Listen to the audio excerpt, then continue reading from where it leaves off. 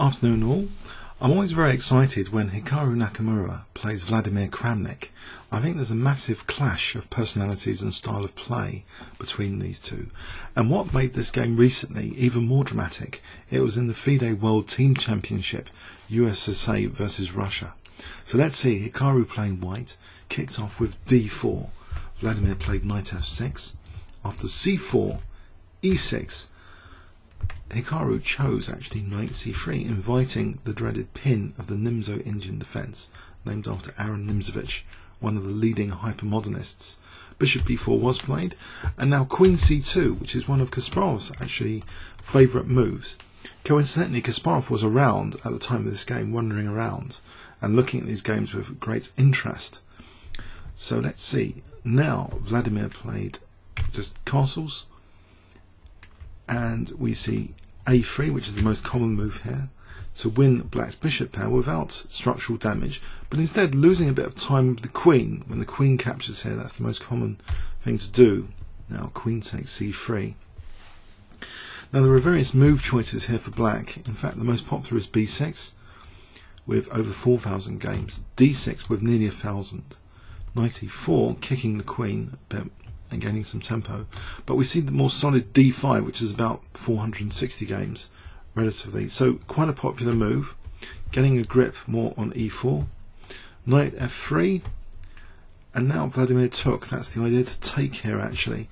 It's not to do anything else like c5 usually, or b6. The idea is simply to take on c4, so the queen is now subject potentially to further tempo gains from black.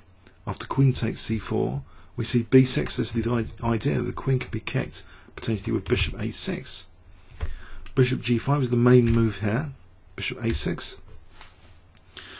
And now usually in this position the main move is actually queen a4 over 150 games. A much rarer move is queen c2 with 52.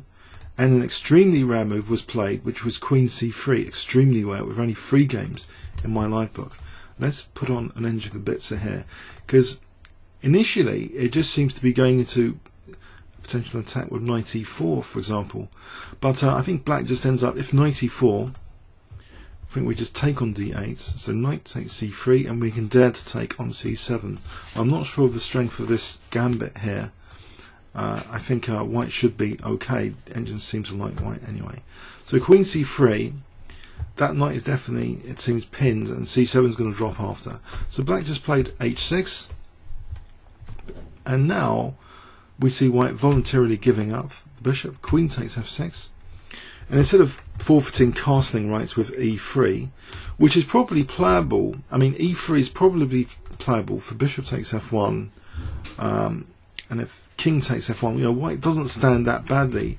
He's still going to use the c file, and maybe just put the king on e2 to connect rooks later. It might not be that bad, but Hikaru actually chose g3. So avoiding this issue, being able to castle kingside, bishop b7, bishop g2, and just a quick note here though, in this position here, I think it's far too dangerous to take on c7. You know, white hasn't castled. It looks like a breach of principles basically to do this. Black's got strong pressure here. In fact, is almost like clearly better after taking, and then queen d3. White doesn't want to get involved in this. He wants to try and safely castle, not nabbing the c7 pawn. So g3, bishop b7, and again, well, we're on f3 now anyway, so queen c7 is out of the question. So bishop g2, knight a6, protecting c7. Now white castles c5, and it looks as though black has played very solidly. Black hasn't got any major structural weaknesses. Rook ac1, rook ac8, and now this looks as though it's, you know, simplifying the position a little bit. Could it really be giving white a big advantage, or even a small advantage? You might ask. Knight e5. Technically, actually, yes, there is a nagging edge here. Even after you know, the bishops are being encouraged to be exchanged off, if bishop takes g2, that is playable immediately, but actually c takes d4 was played. queen takes d4, so the knight's being held by the queen.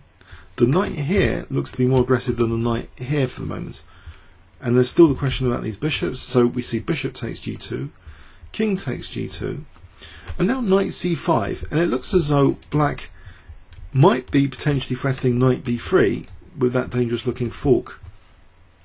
But we see a very, very interesting tactic now in this position. I wonder. It's okay. the move is b4. So after knight b3, guess what white can play in this position? If I give you 10 seconds starting from now, what would you play with white? Actually, there aren't too many moves, so I'm hoping you'll be able to find this. So you might want to pause the video. I think it's kind of a little bit of cleverness, and it does give white. Well, actually, it should be still equal after this.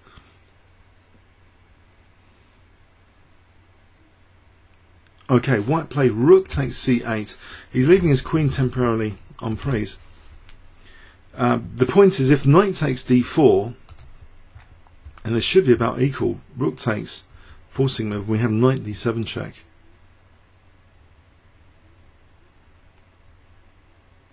Pardon me, hold on a sec. Sorry, rook takes, knight takes. No, the point is, after rook takes f8, it's equal only if, and only if I mean, black in this position plays king h7. So this is quite interesting tactics from Nakamura. If king takes f8, then Nakamura is winning with knight d7 check. He's just the exchange up here. That's winning for white. But the idea was a little bit deeper than this. That king h7. Let's follow this now. And we have here knight takes f7 or f4, which apparently are both equal for some reason. So let's see, what is white actually threatening? f4 followed by the check. So f4 followed by the check. Let's give black a move. Queen f5 or f3 here. Let's say knight takes e2, rook e1, queen c2. Let's just give this an example. Check, knight e5 check,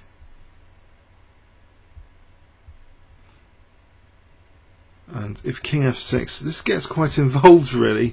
King f1, knight c3, rook c8. There's two rooks against the queen. As long as the black queen and knight are not coordinating, this should be okay. Technically, this is actually quite good for white, believe it or not. But it's just very, very interesting that Naka's really precisely calculated the ramifications of playing b4 here with this idea of the temporary queen sacrifice. So in the game, what happened? Well, knight b3 happened, rook takes c8, and black didn't go in for this. In fact, it seems to be the only way for equality here to accept this temporary queen sacrifice. So I think it is a dramatic, critical moment, critical position of the game to explore quite thoroughly in the study of this game. Vladimir just played rook takes c8, and this is this is giving white a nagging edge after queen d7. I think really there's an issue here about this knight being able to come back into the game. With the rook attacked here, there's not too many useful squares. Let's see, if for example, what would happen if rook c3? Then check, and in this position actually knight d7 is an absolute bone crusher move. We're threatening this deadly knight f8 check. So where does the queen go? So, say it goes to d4, check, knight takes e6 check, and knight takes d4. It's a total disaster if the rook leaves, in fact, the first rank here, it seems. So we see rook f8, and we've still got this problem with this knight So what Necker does here is support his own knight first. So this knight kind of can't move at the moment. So white's actually just threatening queen d3 just to win the knight.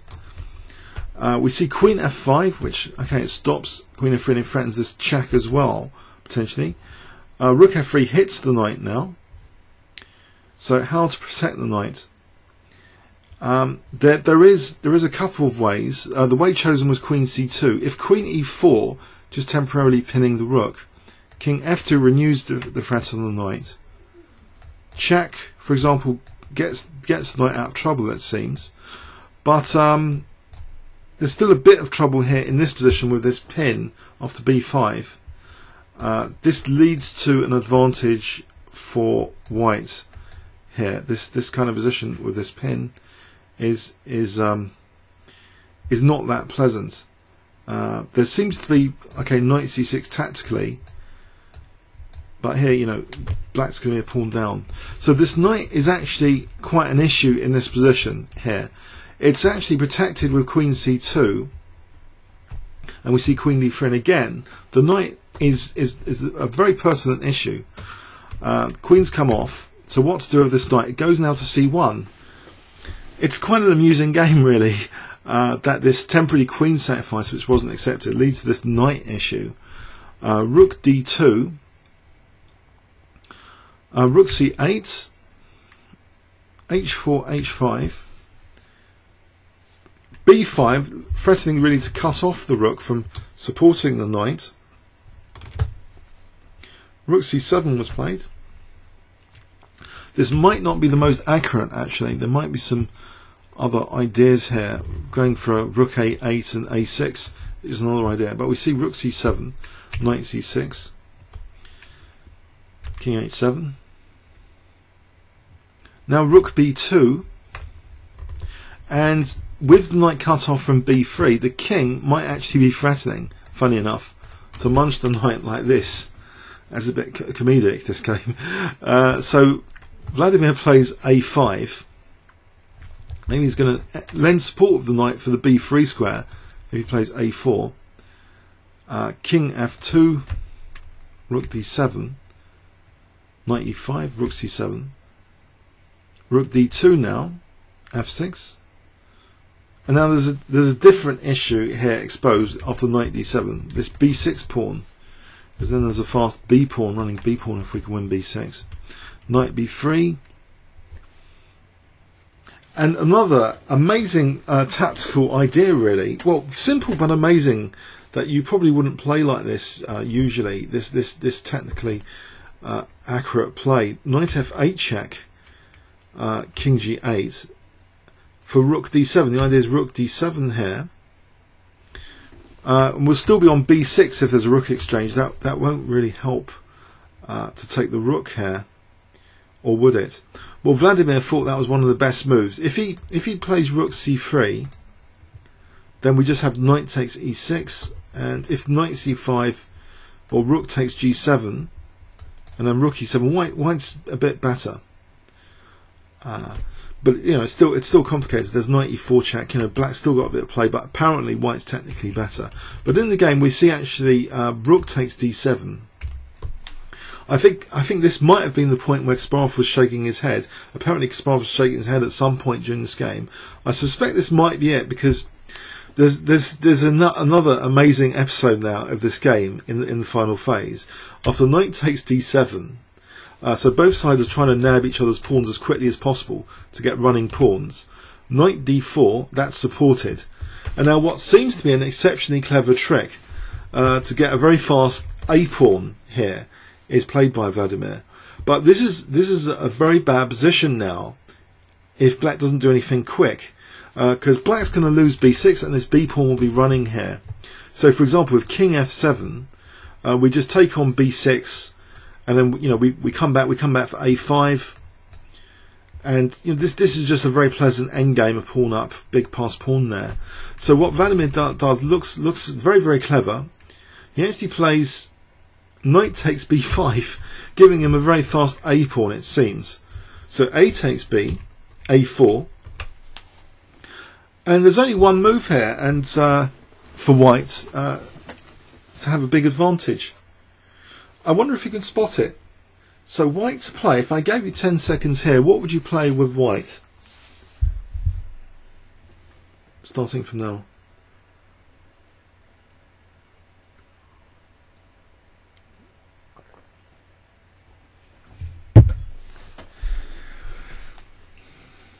It's a shocker.